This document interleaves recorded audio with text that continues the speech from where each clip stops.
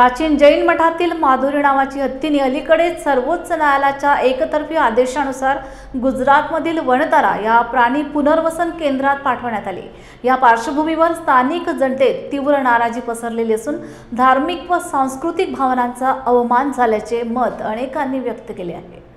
हातकणंगले येथे बस स्थानकासमोर शिवसेना जिल्हाप्रमुख संजय चौगुले यांच्या नेतृत्वाखाली उपनेते संजय पवार, राज्य संघटक नवेज मुल्ला, सहसंपर्क प्रमुख विजय देवणे, जिल्हाप्रमुख वैभव उगळे, युवा सेना जिल्हाप्रमुख स्वप्नील मगदूम यांच्या प्रमुख उपस्थितीमध्ये राज्य सरकार विरोधात निदर्शने करून निषेध नोंदवण्यात आला।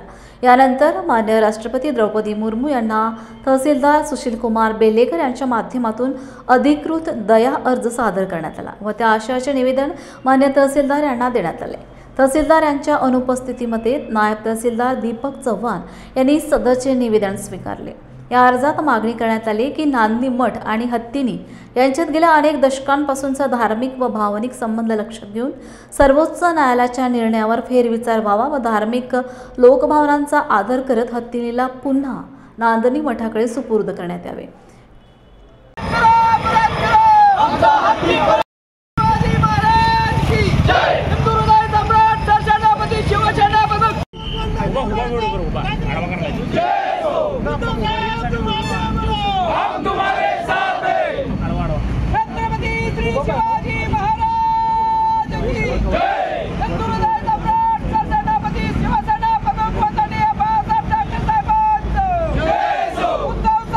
नांदणी मठाचा महादेवी हत्ती जो सर्वोच्च न्यायालयाच्या आदेशानं वनतारामध्ये गेला, त्याच्यावरती जो जनप्रक्षोभ गेल्या अनेक दिवसांपासून कोल्हापूर जिल्ह्यात अगदी बघता बघता संपूर्ण महाराष्ट्रात पसरला आहे।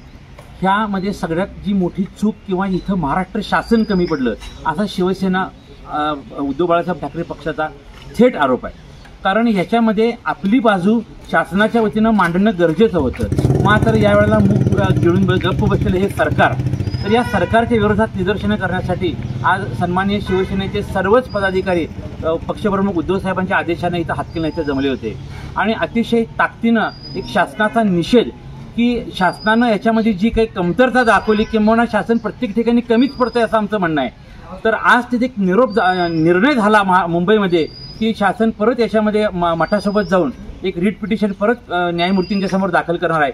ही जी गोष्ट अगोदर करायची होती ती जनप्रक्षोभाच्या समोर रेट्यासमोर आज आपल्या निदर्शनाला आलेले आहे। तर हा तात्काळ निर्णय न्यायालयामार्फत होईल, त्याच्यामध्ये महाराष्ट्र शासन सहभागी होईल अशी आशा आम्ही व्यक्त करतो, अन्यथा परत एकदा शिवसेना रस्त्यावर उतरल्याशिवाय राहणार नाही।